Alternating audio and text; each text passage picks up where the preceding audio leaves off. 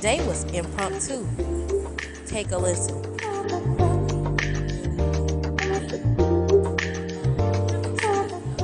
Let's talk. Good morning, Periscope. I'm gonna let y'all watch me put my makeup on this morning. Yep, that's what I logged in for.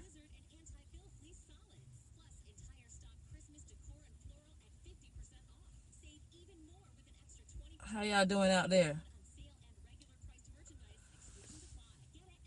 I call this good morning makeup.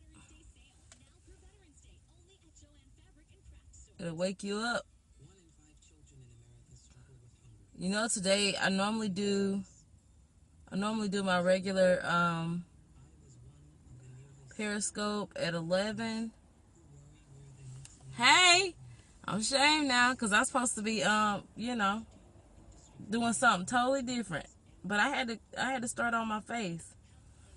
I had to wake up a little bit. See, one of these eyebrows are off. This one, this one is, to me, I don't know which one I want to go with today. That's more drastic, and that one is more, no, classic. Hi, Jeet Kumar. I'm looking for something, y'all. My makeup bag is over here.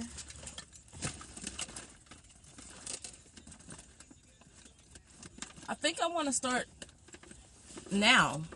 I normally come on at 11, but I want to do this impromptu Periscope and do my makeup at the same time. And I was actually inquiring about something in the Bible last night, and it was during a message or something, and my pastor had preached about the gate called Beautiful. And hang on.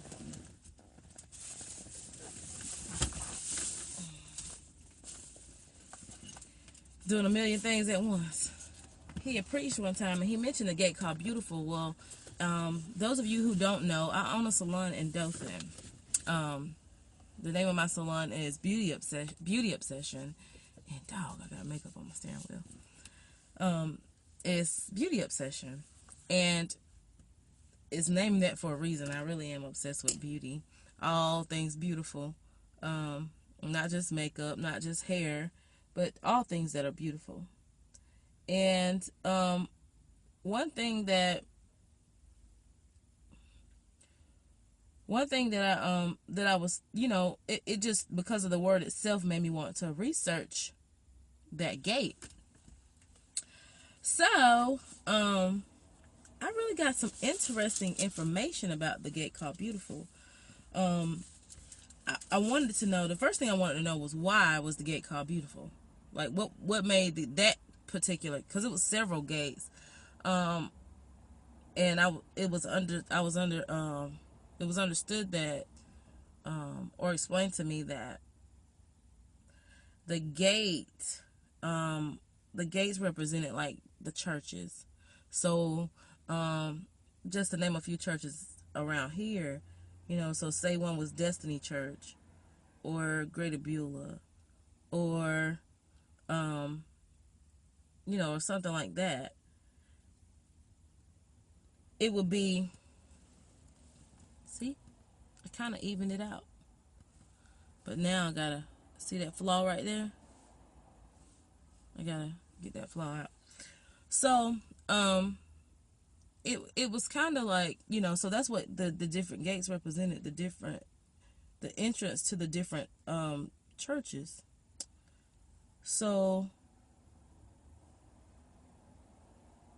I was inquiring about it because I wanted to know why the gate was called Beautiful. I was intrigued. So all of the gates during that time were they were gold plated. They were dipped in silver and then set in gold. So all of the gates were made that way except the gate called Beautiful. The gate called Beautiful actually was a Corinthian bronze, and it far exceeded the value of any gold or silver during that time. And I didn't know that. I found that out last night when I was researching it. And that was it was called and now I'm not a Bible scholar, so I don't know how to pronounce this stuff. It was either Nicanor or Nicanor, Nicanor gate. That was the name of the gate, called Beautiful. But I guess the gate was called Beautiful. That was the nickname of it. So it's like, Destiny Church is Destiny Church, but we call it DC, kind of like that. Maybe. I could be wrong. But anyway, the other things that I found out, and this is so impromptu, but I don't think I'm going to do 11 o'clock Periscope, just because, I don't know, I might. Anyway, there was a miracle that happened at the gate, actually. And that was kind of one of the things that also made the gate stand out or be written about in the Bible.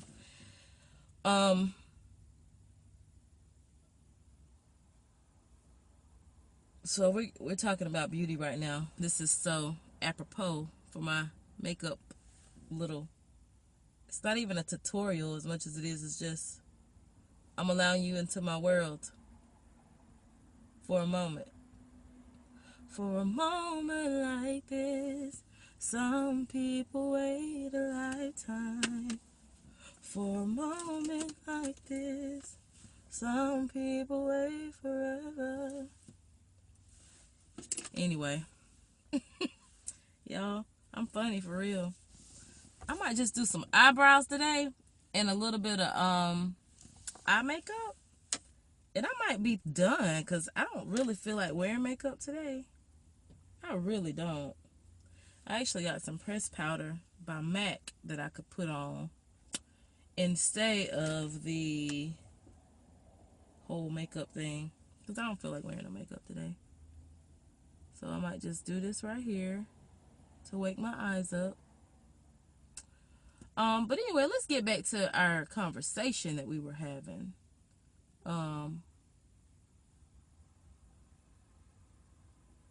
About the gate called Beautiful. So, is anybody on this thing? If y'all on here, go invite somebody to let's talk about Beautiful, the gate called Beautiful. So, so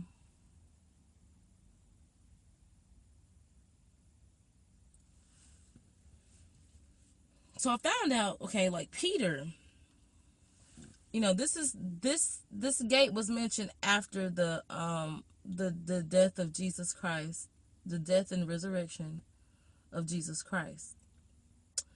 And so Jesus had already transcended to heaven, and we were Peter's now acting. He had a rebellion, he had a acting like the devil, trying to stop Jesus from going to the cross and carrying on. And now he's doing ministry. I just said I wasn't gonna do this, didn't I? And I'm still doing it. You know what? I'm just gonna smooth it out. I ain't gonna stay. I ain't gonna do a whole lot. Just this around here. And maybe underneath my eyes. Judge me not, okay?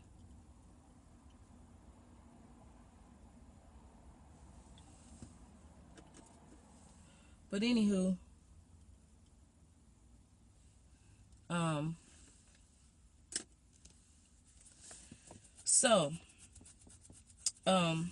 back to the gate called Beautiful, as we were talking about. So Peter at this time was considered to be the head of the church.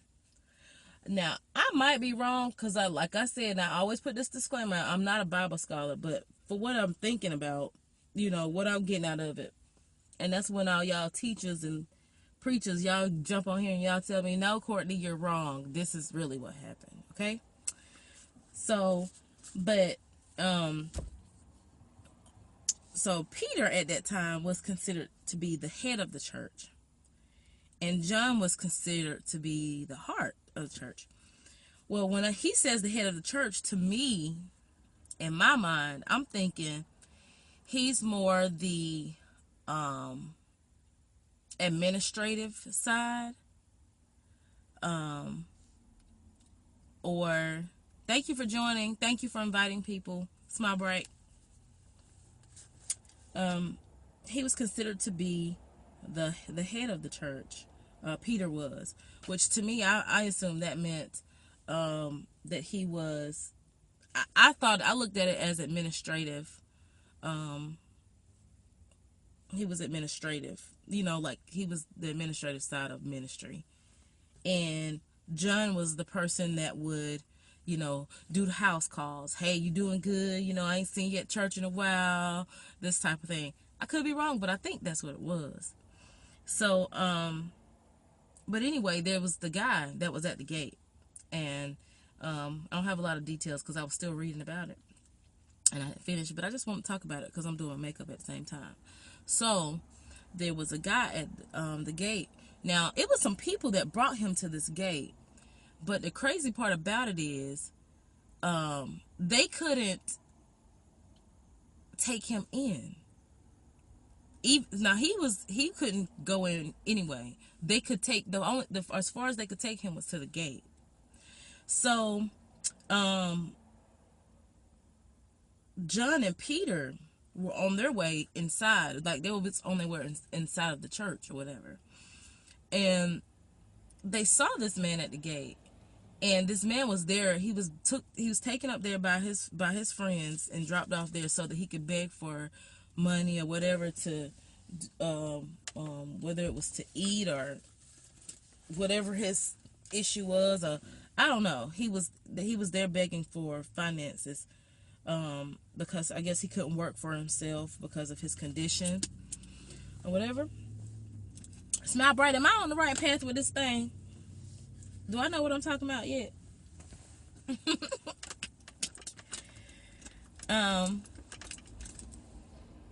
Y'all, I'm so funny. I ain't churchy. I love ministry, but I ain't churchy at all. You feel me? So I kind of just be like, whatever. But I love the Lord. I'm right. You are so kind. You just love me, don't you? That's why you said I was right. Keep going. Okay. So Peter and John was on their way in, and they actually seen him, and they stopped, and they was like, "Bruh, what is you doing out here?" He's like, I need some coinage. I need some alms. I need some money." And they were like, "Money? Man, let me tell you something. I got something that's better than money, than anything that you could possibly ask for. I know something that's better than that'll get you long-term finance." And, of course, so he like, what? What it is? So he, so he trying to find out like what it is. But at the end of the day, it was that they were trying to offer him Christ, teach him about God. And a lot of times as Christians, we could be in ministry. We could be going to church. We could be doing all this stuff, trying to, being effective in ministry and not showing somebody else the way. And although he, although he was at the gate, he was right there, but he couldn't go inside. And, I think to me, well, let me tell you the significance of John and Peter going. They were going at 3 o'clock. What I got out of that, they was going at 3 o'clock p.m. to pray. That's the normal cycle of prayer. I don't know if it's like a Jewish thing or what, but I know that they pray at 3 o'clock. But the reason they chose that time is because that's the time that Jesus Christ was crucified. That's when he died, the time that he died. So they pray at 3 o'clock, I guess in retrospect of when Jesus passed, or when he transcended. So, anyway, so they were praying during that time, and so what best time to, like, okay, so say that you're going to church. You're on your way to church on a Sunday morning, right? So you're on your way to church, and you know, you see somebody at the gas station, or you know, doing just normal routine, normal regimen, and you have the ability at that very moment to invite that person to church.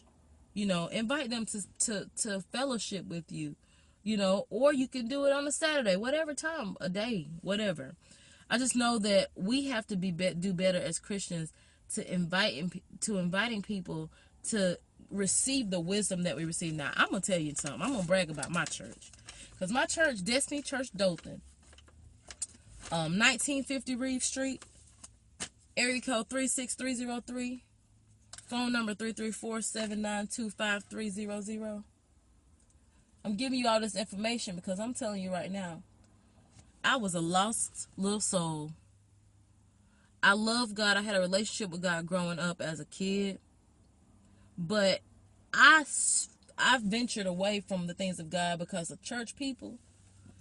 But it took me getting mature in God to realize that church folks is everywhere. It's church folks in Walmart. It's church folks on my job. It's church folks everywhere, because people are people. No matter what title you put in front of them, people are people. And the thing about it is, we want to put emphasis on being church people because that excuses our inability to be accountable. It excuses us not to say, well, I don't do church people. You know, I don't do church folks. I have allergies, y'all, so my nose is itching. I don't do church people. I ain't going to church. I ain't going to that church. You know, church people fake. Everybody fake. It's just that you excuse fake people in the world. You don't excuse fake people in the church.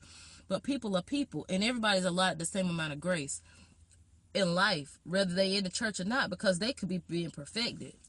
At least they're taking the steps towards getting their life on a better track. So you can't call the church people, you know, hypocritical or something. Now, don't get me wrong, because there's some of them jokers that think that they don't do nothing. There ain't nothing wrong with them, that they don't have a flaw in this world. In all actuality, they're some real jacked up individuals. For today's full scope, please click the link below.